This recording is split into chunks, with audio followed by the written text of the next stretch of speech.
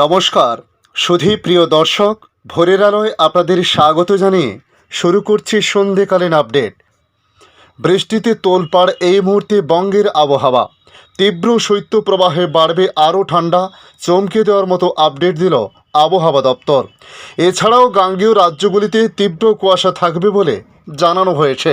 তাই আজকের এই আপডেটে আপনাদের জানাবো আবহাওয়া দপ্তর তাদের সর্বশেষ আপডেটে কি জানিয়েছে, কোন কোন জেলায় কতটা বৃষ্টিপাত কতদিন চলতে পারে, তার মূল কারণ হিসেবে কি বলা হয়েছে, সঙ্গে ঘন কুয়াশা ও শীতের যে দাপট বাড়তে পারে আগামী দিনে সে বিষয়ে আবহাওয়া দপ্তরের সর্বশেষ আপডেট কী রয়েছে তা আজকে জানানোর চেষ্টা করব।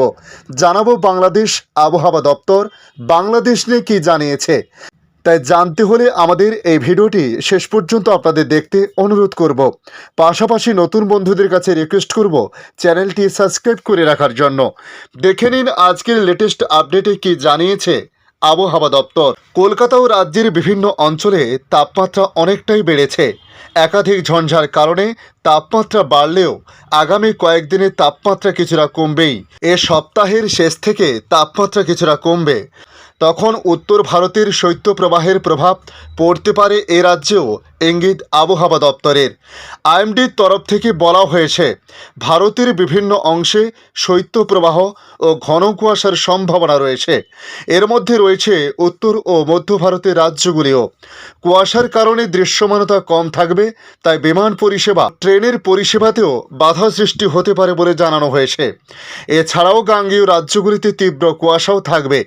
এছাড়া হরিয়ানা, রাজস্থান ও পাঞ্জাবে তীব্র শৈত্যপ্রবাহ চলবে। পাশাপাশি এখানে কুয়াশার দাপট থাকবে। ভারতের দক্ষিণবঙ্গের বিভিন্ন জেলাতে বৃষ্টির সম্ভাবনা থাকবে।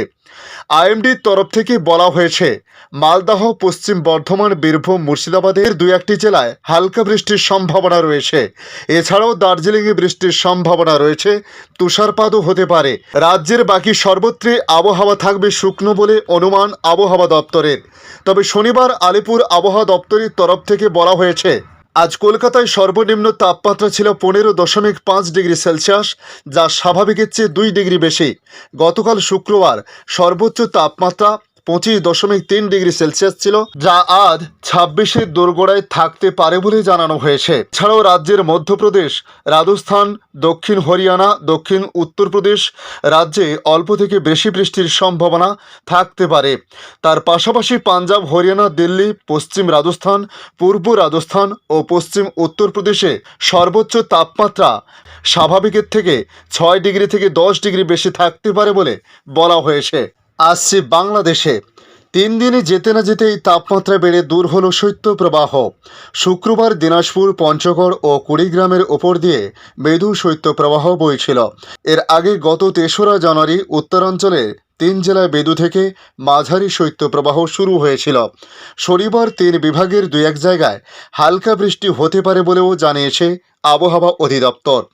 আজ শনিবার দেশের সর্বনিম্ন তাপমাত্রা 9.7 ডিগ্রি সেলসিয়াস রেকর্ড করা হয়েছে পঞ্চগড়ের তেঁতুলিয়ায়। একদিন আগে ছিল 8.8 ডিগ্রি সেলসিয়াস। ঢাকায় সর্বনিম্ন তাপমাত্রা 14.5 ডিগ্রি সেলসিয়াস থেকে হয়েছে 14.4 ডিগ্রি সেলসিয়াস। আবহাওয়ার পূর্বাভাস তুলে ধরে আবহাওয়াবিদ মোহাম্মদ মনোয়ার হোসেন জানান, অস্থায়ীভাবে আংশিক মেঘলা আকাশ সহ সারা দেশের আবহাওয়া প্রধানত শুষ্ক থাকতে পারে। তবে রংপুর, রাজশাহী ও খুলনা বিভাগের 2-1 জায়গায় হালকা বা গুড়ি গুড়ি বৃষ্টি হওয়ার সম্ভাবনা রয়েছে। মধ্যরাত থেকে সকাল পর্যন্ত সারা দেশে মাঝারি থেকে ঘন কুয়াশা পড়তে পারে। ঘন কুয়াশার কারণে বিমান চলাচল, অভ্যন্তরীণ নৌ পরিবহন এবং সড়ক যোগাযোগে সাময়িক বিঘ্ন ঘটতে পারে বলে জানানো হয়েছে। ধন্যবাদ সম্পূর্ণ ভিডিওটি দেখার জন্য। ভালো লাগলে লাইক, শেয়ার, কমেন্ট করবেন। কমেন্টে অবশ্যই জানাবেন আপনার এলাকার নাম। বর্তমান সেখানকার আবহাওয়ার পরিস্থিতি কী রয়েছে তা জানাতে ভুলবেন না।